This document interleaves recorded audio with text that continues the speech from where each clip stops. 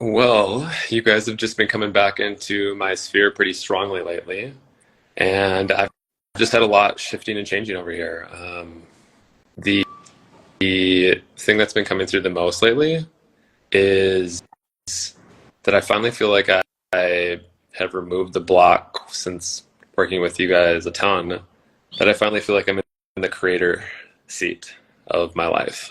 I felt like so often I'd be close, but there was some kind of roadblock that I didn't actually believe that I could get to where I wanted to go.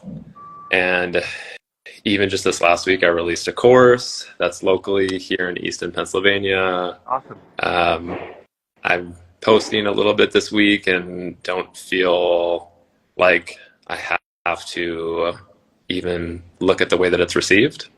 And more so just about me sharing my message and putting it out there. So I mostly just want to come on and say hi and thanks, Jason. Yeah. I mean, hey, you came here just under a year ago to Mexico. It was Yeah, October, what, like 16th? yeah, October 16th last year, something like that.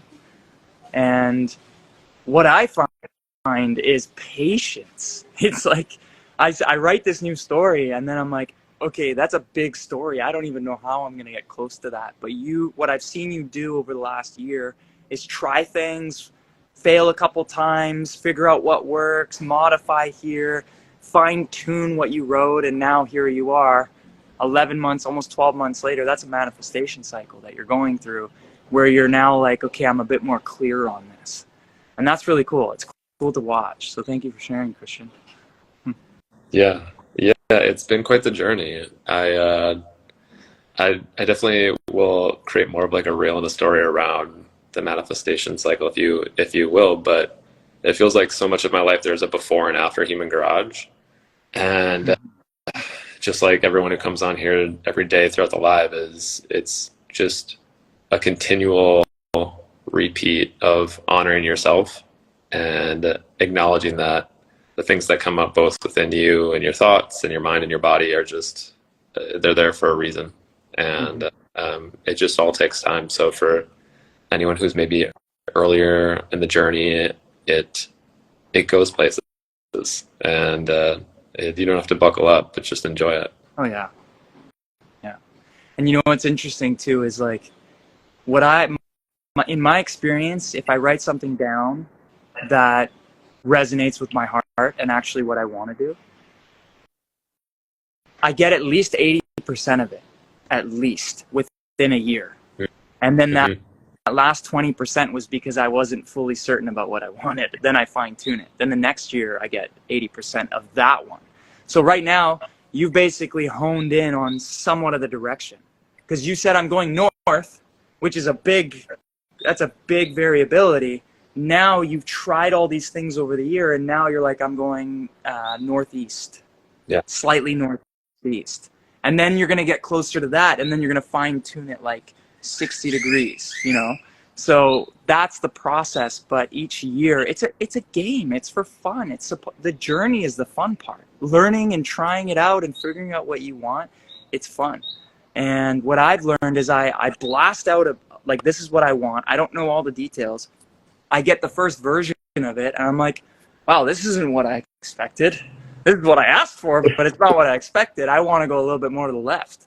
So then I retune it, and then that year I get closer to that version, and I get there. I'm like, oh, this is slightly better. This is closer to what I wanted. And then the next year, closer and closer and closer. It's a fine tuning process. And now you're at that part where you're like, you said it.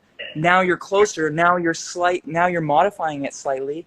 But by year 3 and 4, you're gonna be like right on it. You're going to be exactly where you want to be because you fine-tuned it in a way that was in alignment with you. A lot of the time people write down like they want fancy things, but they don't actually want it. It's because they've been programmed to want it. It has to come from here because if it doesn't come from here, then you're not enjoying the process. If you don't enjoy the process, then you're basically just working towards something that means nothing to you. You Yeah. know? Do you remember last time I was in Mexico and we were just talking about creation and what is it that you want? And uh, you brought out, or I said something along the lines of like, um, yeah, I got everything that I asked for, and you like quickly kind of interrupted, but in the best possible way, where you were like, but is it what you want? Hmm. And I had the clinic, I had the studio, and it still wasn't what I wanted. And you're right, it just does take throwing stuff against the wall to find out. And it didn't look pretty many moments, but it definitely, it's way more refined now than it ever has been. Yeah, good. That makes me super happy. Yeah. Been fun to watch. And, you know, one of the things like depression is a disruption in the digestive system, but it's also not doing what we want for a very long period of time, not being who we actually are. That's depression. Like when you're not showing up who you are authentically every day for years, or not doing what lights you up or things that you enjoy for a long period of time, that is a big reason for depression. And that comes from the programming that tells us that we want things that we don't actually want. Now you're at a point where you're like, okay, I tried that, I got it. It wasn't what I actually wanted, which allowed you to see what you wanted. I like that process. You have to go to what you don't want first to really understand what you want, the boundary. So I was just talking to Aisha, I think it was Tuesday, Yeah.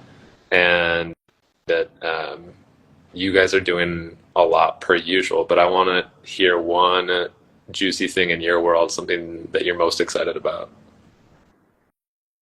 in your creation process. Learning how to grow a team.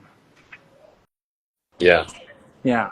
And what is that looking like right now? Well, I became really good at learning how to do everything and then doing everything. Yeah. And then not having enough time to share with others how they can help, but they had all the time in the world, right? So I learned how to do all this stuff, became really good at all of it, and then it all landed back on me when it needed to be done, and that was exhausting. So what I'm learning right now is how to create something and then pass the ball to someone else so that they can support and also provide value and also learn and also have the experiences. Because I was doing all these things, controlling it, because I enjoyed it, but it came to a point where there were so many things and I was holding so much weight that it was breaking me down. And then everybody else is, you know, they want to help, they want to participate. They're like, how can I help? I have all this time. And I'm like, I'm too busy juggling over here to help and share and pass the ball. Yeah. So that's what I'm excited about. And the reason why I'm excited about that is because building a team, there's nothing better than having a support system around you that is solid. People that are not judging you when you make mistakes, not judging you when you're not feeling okay. They're there to have your back when you fall. They're there to support you. They're there to do things with you, to have conversations. Like I used to go out by myself because I was lonely, trying to have a good time, or I would meet someone and then I would go out with them and have a good time, but it wasn't really a good time. I had no history with this person. I had no relationship with this person. They were just new. And it was empty. But now having a team of people that are solid, that you know and you know everything about, and they're here to support you, that is cool. Because when I'm down, like I was detoxing for a day the other day, everybody stepped up and everybody had something to do and everybody supported. And I could just relax and rest and do my thing. So that's what I'm excited about, because it gives others the opportunity to step up. It builds a stronger foundation for all of us. It brings in a team of people. Everybody has value. Everybody can contribute. And building a team is not easy. It is like, if you watch these documentaries on some of the best coaches in the world, like watch them. It's really cool what they're doing and how they do it. And it's all about values. It's all about principles. It's all about morals. It's all about teamwork. It's all about communication. It's all about working together. It's all about helping each other. And I've been wanting to work on this for a while. I just didn't have the tools or the skills to do it. And right now, that's what I'm working on. And I know that that's not like what most people would think, like, you know, oh, I want to live on this property, I want to go there, or I want to travel the world, or I want to do this. But for me, that is meaningful because it builds a community around me that every single day I get to hang out with cool people that I love. And what's better than real connections with people that you love and being around them every single day? That's what we're here literally to understand ourselves, to learn and experience, and to connect with people. And that's what I want. Yeah. Yeah. For those of you who haven't got to see the team in person, that's literally who Jason is. Like when we're down in Mexico and there's a moment where something doesn't align with the value system, like maybe someone brought a chemical into the workplace or the retreat center, like Jason is supremely aware of it and realizes that the some of the whole, I don't even know how the saying goes, but it's like every little moment counts. Like what you accept will then be perpetuated. And that is actually something that I've had historically, like analysis paralysis in the creation process, because you realize that like one decision is actually supremely important. And it comes back down to what you guys have done so strongly. And I think it's such a large part of like, not just because of you guys, but you've held so strong to the value system, and it's why you've impacted literally millions of lives, is that you've held that pole so strongly. And it's tantalizing if you're at the beginning of that, but to continue to do it, you really see the fruits of your labor, or we're witnessing it in real time with you guys. And hey, I don't always communicate in real time. I don't always listen, or I don't always, I'm not always caring and compassionate. I mean, these are some of our core values, but they're measuring sticks. And when I don't, I know that I can do better. That's what I love about core values, because it tells me how to act in a situation. So if I'm not communicating in real time and I go to that value inside, I'm feeling guilty because I'm not living up to a standard that I set for myself. But I know that it's a measuring stick. It's not a fixed state. I may not always do it in real time, but I'll get better every day so that I can.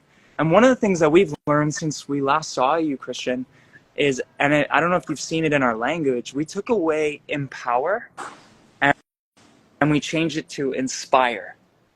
So our mission is to inspire 1 billion people to heal themselves rather than empower. And part of the reason why we did that is because empower is to give power to give authority to, versus inspire is to motivate and stimulate action and to bring out good emotions that people actually want to be a part of it. So what we're doing now, and what I've learned, is instead of forcing people to live a certain lifestyle, forcing people to act a certain way, but give them the tools, I want to inspire them through who I am as an individual, through the way I live my life, through getting younger myself, through becoming a better person every day. Then people see that, and I can become a role model, and they're inspired by that they then want to make a change. Because not everybody's going to be plant-based. Not everybody's going to believe in astrology. Not everybody's going to believe in energy. Not everybody's going to want to keep a clean environment. But part of the issue was I had judgment against that. And I wasn't giving compassion or space towards people when they were putting chemicals on their body. And I was, but I wasn't. I still had a little bit of judgment inside that I wasn't expressing. So what I'm doing today is saying, okay, I see where you're at, and you may or may not want to change. But if I continue to become a better person, I continue to look better and feel younger and perform better, maybe they're going to look at me one day and say, I want to be more like that, and I'm going to go and fast for 3 days. Or I'm going to clean out my chemicals from my environment. And that's why we changed it to inspire.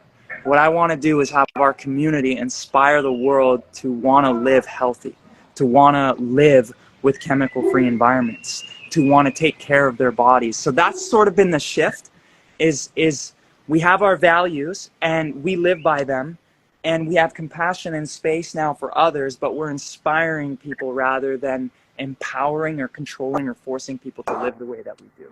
And that's been a massive learning lesson for me over the last 6 months. Yeah, that's huge.